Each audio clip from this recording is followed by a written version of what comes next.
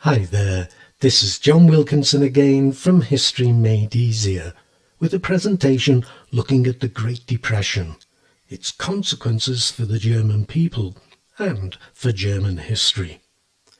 But I'll only touch on Hitler's rise to power. I'll leave that for a series of presentations, each with its own specific focus. The impact of the Great Depression on Germans can be summed up in one word: unemployment. And let's begin with some statistics. And the numbers are quite simply horrific. It was a national disaster of the greatest dimension. The slide shows the percentage of the working population unemployed. From an already high level of 2.5 million, the number of unemployed more than doubled to over 5 million by the winter of 1930-31 and continued rising to over 6 million a year later. Yet these numbers, bad as they were, underestimated the true figure, as women who lost their jobs often didn't register as unemployed. It's thought that the real figure was probably close to 8 million. But it gets worse when dependents are included, as this meant that about a fifth of Germany's total population, around 13 million people, were directly affected. But remembering that ultimately history is always about people, I'm reminded of something Eric Hobsbawm, a truly great historian, said: "Unemployment is an economic statistic, but it's a social experience." Now, the length of the Depression meant that unemployment in the vast majority of cases was long-term. The chances of losing a job and finding another was minuscule. What's more, unemployment insurance payments only provided support for a few months at the most.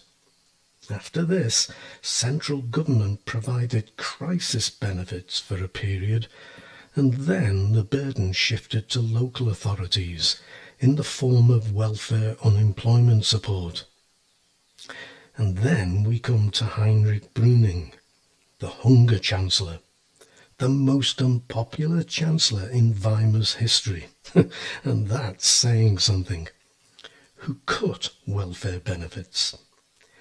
So, unemployment brought soul-destroying misery for millions. It led to hunger and doing without, overcrowding, as perhaps as many as 3 generations of families were forced to live together, though homelessness increased too. But worst of all was the deep feeling of helplessness, the loss of hope.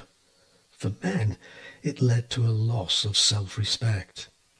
In the 1930s, men were expected to provide for their families. Their status was even more than today tied to their job. Well, for those still employed, there was the fear of losing your job.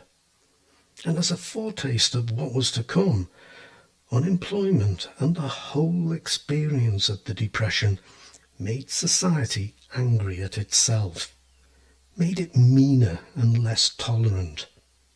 Jews were a victim of this souring of relations. Women who held down men's jobs were also early victims.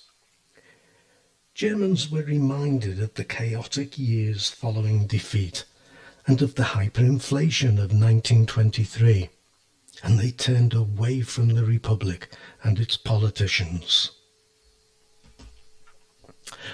The Grand Coalition, led by Hermann Müller, of Social Democrats, the Democratic Party, the Centre Party, the 3 big props of Weimar, as well as minor parties, have been seen as one of Weimar's more stable governments.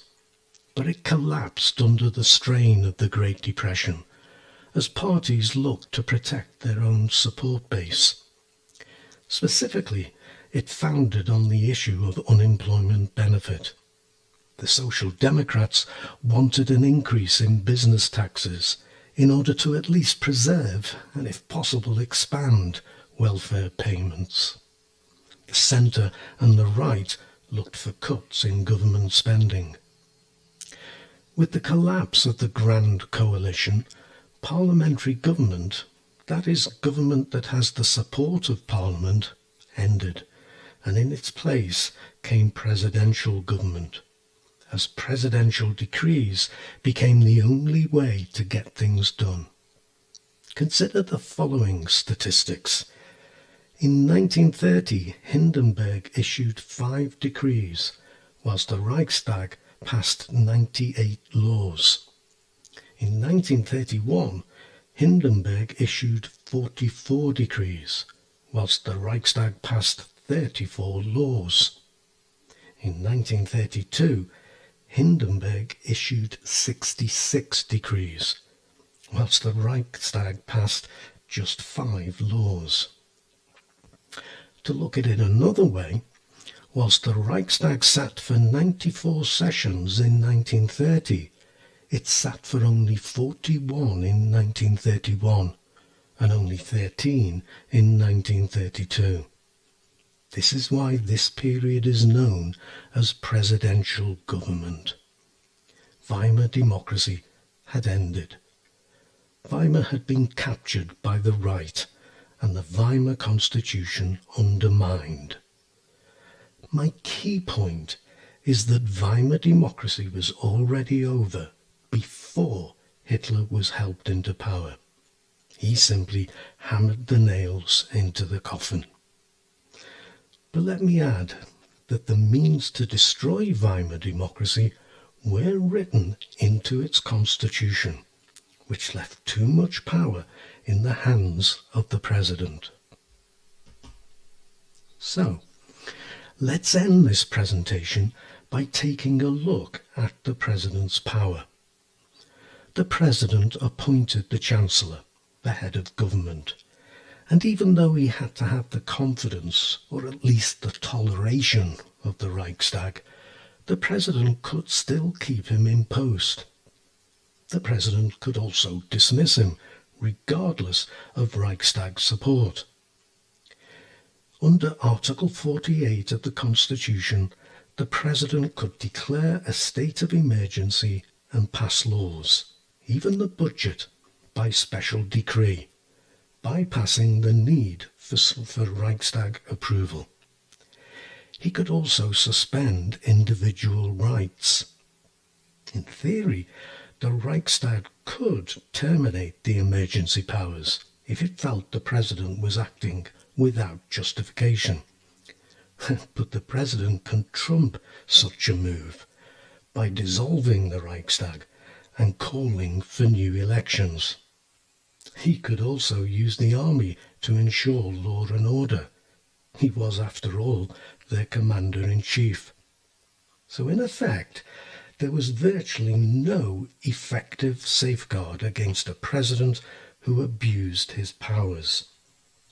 Neither was there a mechanism written into the Constitution by which the Reichstag could reclaim any loss of power as a result of presidential decree. Think of this when you consider the demise of Weimar democracy. Think of it when you look at the Decree for Protection of People and State and the Enabling Act, which helped establish Hitler's dictatorship. Things link in history, and if you make those links, you'll score well in your exams. Now, do please subscribe to my channel if you find my videos useful and you haven't done so already, and tell your friends about it. It's good for my morale. Thank you so much for listening, and let me wish you the very best of luck with your studies. Cheers.